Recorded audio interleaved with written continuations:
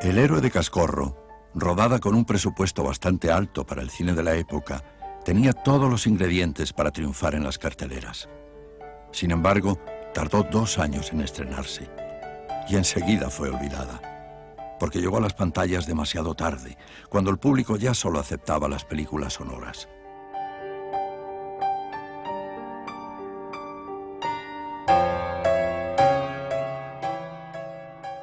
Pero no era solo el público, también las gentes del cine estaban fascinadas por el sonido. A cambio de hablar, olvidaron todos los hallazgos estéticos y la magia propios del cine mudo.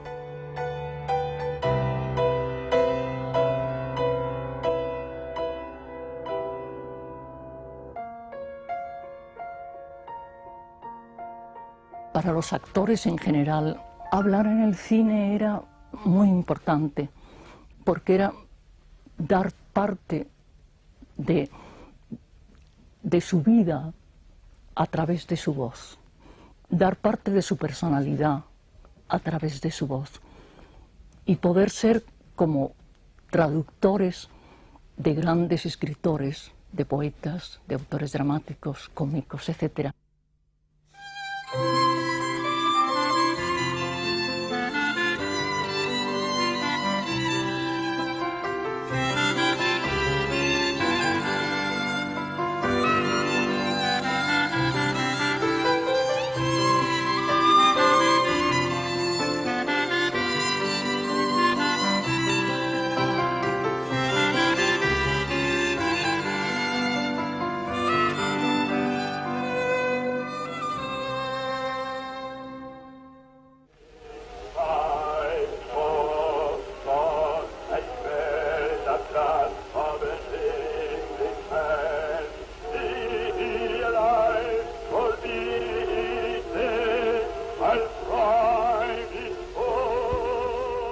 El cine siempre había soñado con hablar. Lo intentó ya en sus comienzos, mediante discos de imposible sincronización con los proyectores. Los problemas técnicos impedirían que el sonido fuese una realidad industrial hasta finales de los años 20.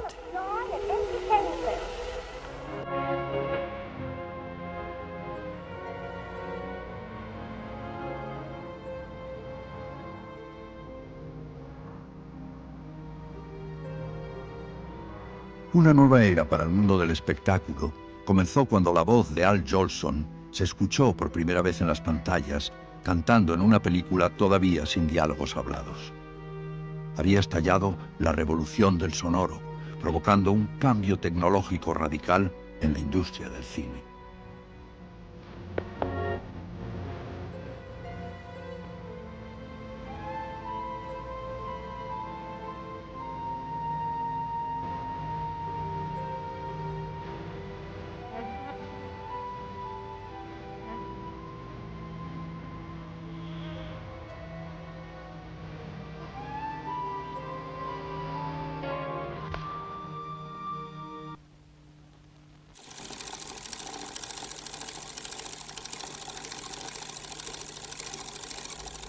Las películas sin sonido se quedaron antiguas casi de un día para otro y eran rechazadas por un público que exigía los últimos adelantos técnicos.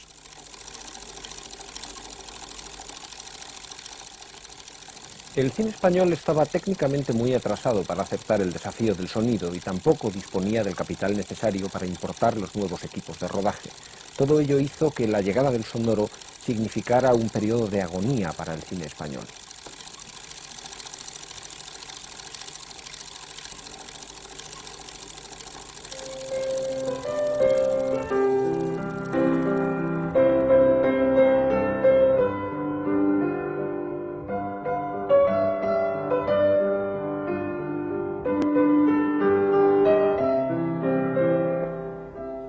Trim, otra estimable producción muda rodada tardíamente, fue dotada de una banda sonora con música y efectos grabada en París.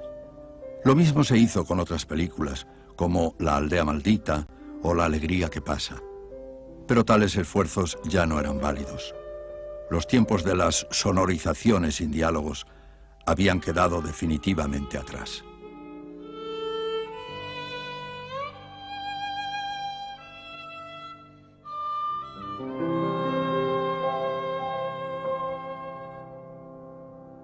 el señor Jalabert, mucho antes, ya había hecho sus pinitos en el cinema sonoro. Ya había hecho unos discos y todo. A principios de siglo, algunos pioneros españoles como Gelabert y Baños experimentaron técnicas primitivas de cine sonoro. De aquellos intentos, tan solo se conservan estas imágenes del cine parlante de Ignacio Coine, con la banda sonora recreada por Juan Gabriel Tarrats. Yo no me voy de aquí, la del pañuelo rojo, loco me ha vuelto a mí. Aunque la oración suene, yo no me voy de aquí, la del pañuelo rojo, loco me ha vuelto a mí. Juntos rezar podremos la oración que yo sé, ay, no me dejes solo, que yo me moriré. Juntos sé, ay, no me dejes solo, que yo...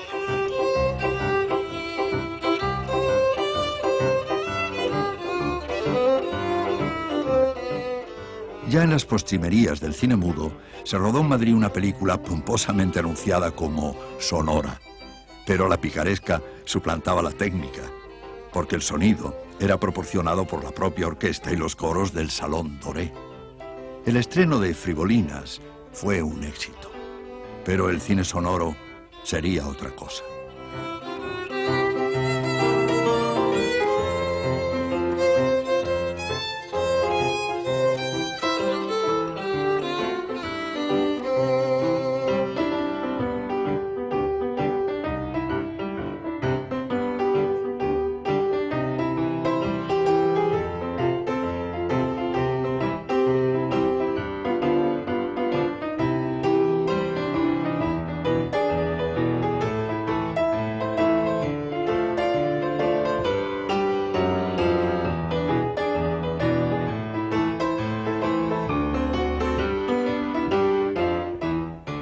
La competencia con la radio y la crisis económica obligaron a Hollywood a buscar nuevos recursos para atraer al público.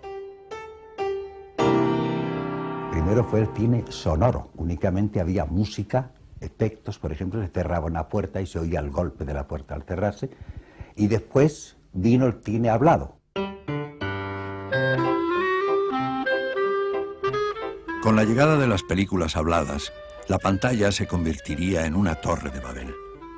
Pero la barrera del idioma no impediría la muerte del cine mudo. Cuando yo vi aquello, dije, pues el cine mudo se ha acabado.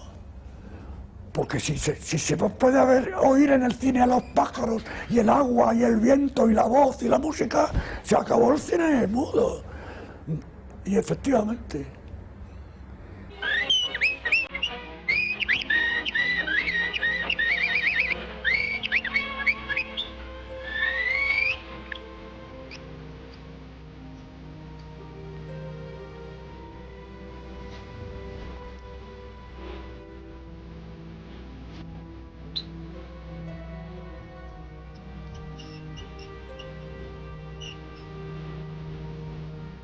Junto al cantor de jazz, llegaron las primeras filmaciones de la Fox en español, con actuaciones de Raquel Meyer y Conchita Piquer. Antes de que se inventase el doblaje, Hollywood planteaba ya una batalla decisiva frente a otras cinematografías más débiles, como la nuestra, rodando sus principales películas con versiones habladas en distintos idiomas. El sonido se convirtió en un decisivo factor de competencia, contra el que no se podía luchar a base de imaginación y sin medios técnicos.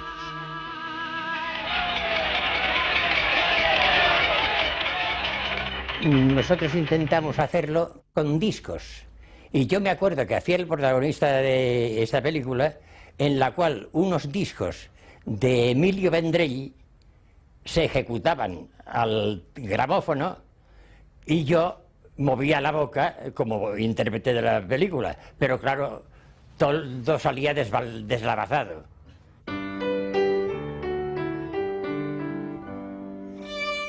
Las primeras películas sonoras españolas tardarían en rodarse por la carencia de equipos. mientras los mejores técnicos marchaban a trabajar en producciones de estudios extranjeros destinadas a nuestro mercado.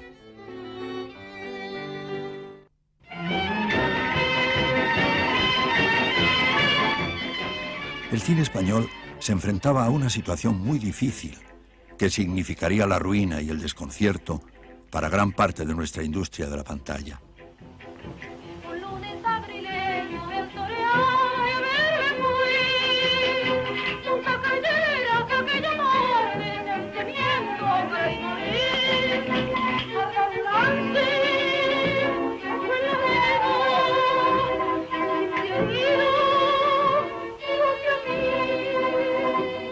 Todo había que cambiarlo.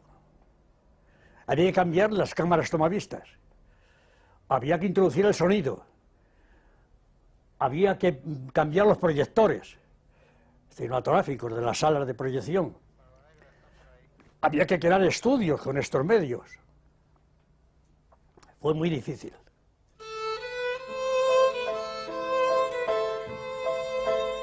Sin embargo, no cabía otra solución que afrontar el desafío tecnológico, aunque fuese en condiciones de absoluta precariedad.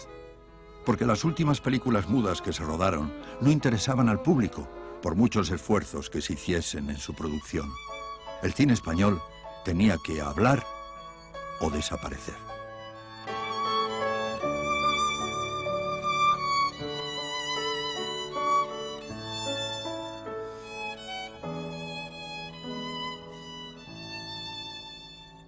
El cine hablado pues me causó muy buena impresión y mucho gusto, de decir, ¿por qué gusto? Ya no tengo que leer el letrerito ni nada de estas cosas, ¿no? El público, desde luego, buscaba el adelanto, o sea, buscaba el sonido. Pero había gente que se oponía porque estaban acostumbrados a ver el cine en mudo y con letreros.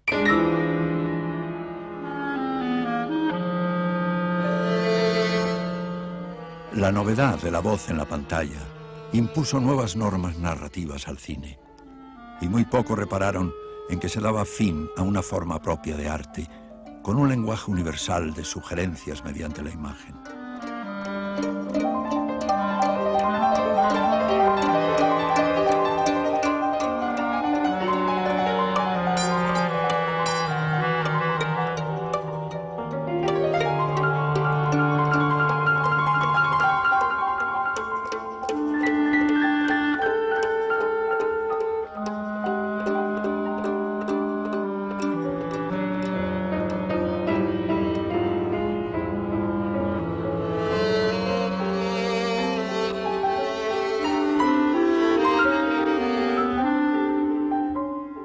Cuando vino el cine sonoro y todo eso, vi que se había perdido la gran poesía del cine, que era el ver las cosas con un silencio diferente, sin oír tantos diálogos y tantas imbecilidades, porque el cine sonoro empezó diciéndose muchas imbecilidades para demostrar que se podía hablar en el cine.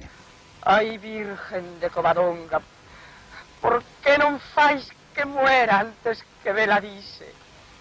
Calla, Ramonín, que partes nel alma y necesito la muy entera para poder marchar. ¿Marchas mañana? Sí, en el tren de las 11. ¿Vaste sola, Gijón? Llévame, mi padre. En el vapor voy con unos paisanos de Tineo. Y allí, al llegar, creo que me espera mi tío para llevarme al ingenio que tiene Matanzas. ¿Conoceráslo? De fijo no. Vilo cuando vino, fai 10 años. Y aunque mandó retrato suyo cuando mi padre mandó y el mío, mirélos tampoco. Y es verdad que las arras eran onzas de oro, Teresina. Éranlo. Mandómelas con estos pendientes. Valdrán mucho, ¿verdad? Diz mi padre que 12.000 reales. Con que yo hubiera podido ofrecerte eso nada más. No te ibas. Con eso compraríamos 2 vaquines, arrendaríamos unas tierras, y júrote que estando sobre ellas moría tu Ramonín antes que a ti te faltara nada.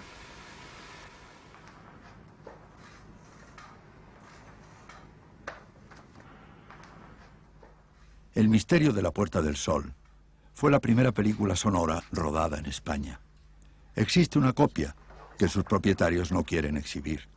Y esta recreación, hecha por Televisión Española, que supervisó su director, Francisco Elías. Rodada con el sistema de Forest, que no llegaría a imponerse, la película apenas se pudo exhibir tras ser estrenada en Burgos en enero de 1930. Han entrado dos individuos con la pretensión... Solamente se hizo una copia de la película y este señor la explotaba en los pueblos porque como la imagen estaba junto al sonido no era el estándar, sí, era el estándar que existía entonces, ¿no? Él instalaba la maquinaria, los altavoces, los cables y la exhibía él mismo, ¿no? Ese señor fue por ahí por los pueblos y ya perdí vista de él. La copia desapareció. La copia pues desapareció. Fortuna para Lucía, y acordándome de Ana. El misterio de la Puerta del Sol sirve como ejemplo de lo difícil que resultó adecuar la industria al uso del sonido. En 1930, con 30.000 salas de cine en España, solo existían 5 proyectores sonoros, 3 en Madrid y 2 en Barcelona. Además, lo incierto de la situación política y la crisis económica impedían realizar las inversiones precisas para modernizar las salas y los estudios. Coincidido en esta amena fiesta. Las ganas que tenía de conocerle. Pues a mí sí me parece conocerle. No sé. Tal vez algún pequeño papel que haya hecho en el cine mudo. Ahora con la llegada del sonoro espero mi gran ocasión. La llegada del sonido supone una catástrofe para el cine español porque los estudios no están equipados, tardan en equiparse y se produce una parálisis total. El único director que no se detiene y sigue produciendo es Benito Perojo, porque Perojo produce películas en Berlín, en París y en Hollywood. Y siguen ahí. Los demás quedan todos prácticamente en dique seco. Muy ingenioso. ¿El qué? El medio que ha imaginado usted para... ¿Para qué? Para poder entrar aquí. Ah. Su vocación lírica, a mí no me la da. Ah, sí. No porque he creído observar en usted. ¿Qué es lo que ha creído usted? El sonido no fue un reto solo para la industria, sino también para los intérpretes. Las técnicas del cine mudo quedaron obsoletas. Ya no bastaba con la expresión corporal y el dominio del gesto. Había que estudiar la voz. Al trabajo, querido amigo, al trabajo. Ante todo, quiero hablarle de una nota que se ataca pianissimo. Pianissimo es una palabra italiana.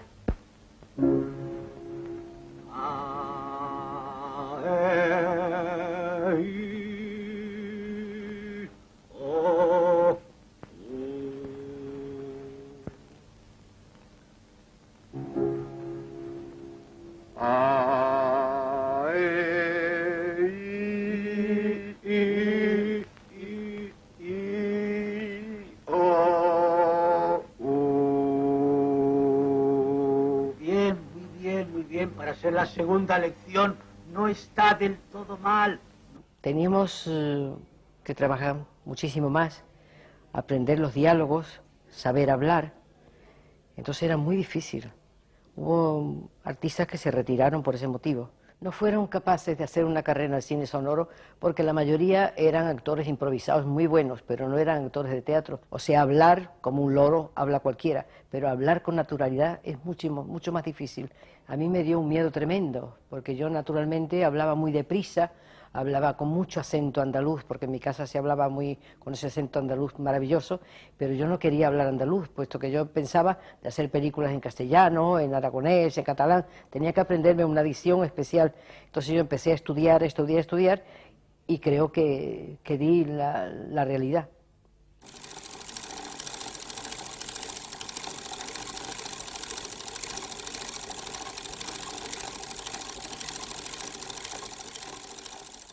Me han hecho proposiciones para ir a América como pianista de una compañía de operetas. Yo no he aceptado aún, pero debo indicarte que las condiciones son tentadoras. Además, la idea del viaje, ver países nuevos, cambiar un poco de ambiente.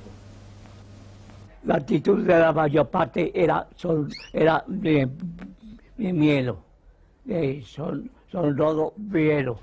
Y luego otra parte que tenía ganas de probarlo, a la vez que si servían o no servían la voz. José Don Montenegro no servía para el sonoro, que tenía la voz muy opaca. La Romerito se puso muy contenta al venir el sonoro, que ella, todo su afán era a poder hablar, poder decir las cosas que ella sentía dentro de su alma. La Romerito, la más popular de nuestras estrellas en el cine mudo, no lograría triunfar en el sonoro. Quedaría apartada y olvidada, como otros muchos ídolos de la pantalla, pese a que interpretar sin voz suponía mayor dificultad que hacerlo con el apoyo de la palabra.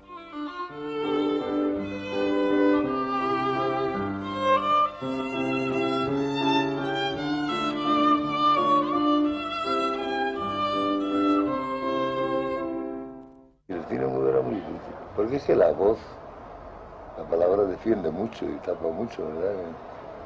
Aquí en película muda no puedes. Te voy a pegar un guantazo, no tenés que con la cara dar la sensación de que le ibas a dar el guantazo.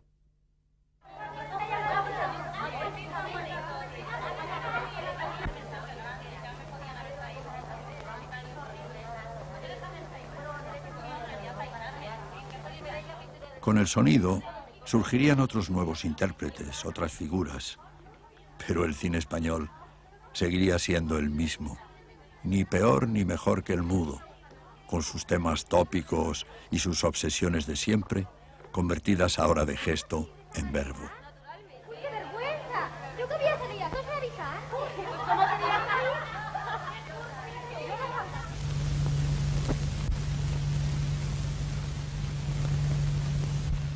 Bonita eres, chiquilla. Tú no sabes las penas que yo estoy pasando por no poder besar esa carita de Azucena. ¿Cuánto te quiero? Váyase usted, señorito Juan, váyase usted. ¿Y qué quieres tú, imbécil? Vengo... ¿Qué hueso se te ha roto? Vengo a pedirle un favor. Un favor que si os quiere se lo pediré de rodillas. ¿Se trata de la chiquilla? Sí, señor, de ella se trata. Ella es toda mi vida, lo es todo para mí.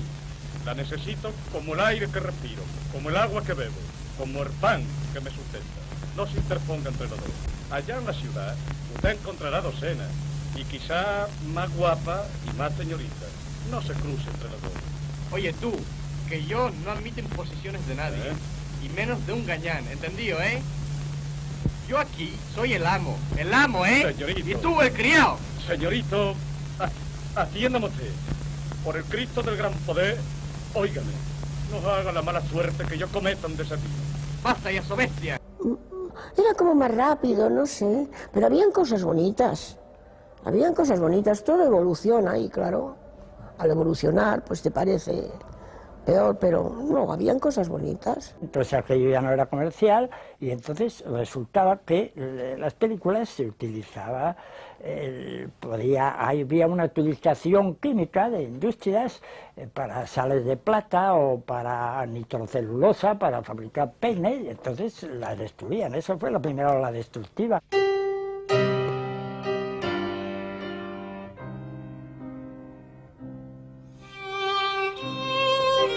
El desinterés oficial y la desidia de la industria nos impiden ver hoy las obras que provocaron las emociones del público durante 3 décadas.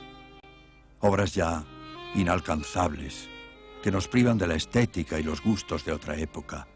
Películas olvidadas desde que comenzó la era del sonido. Imágenes perdidas.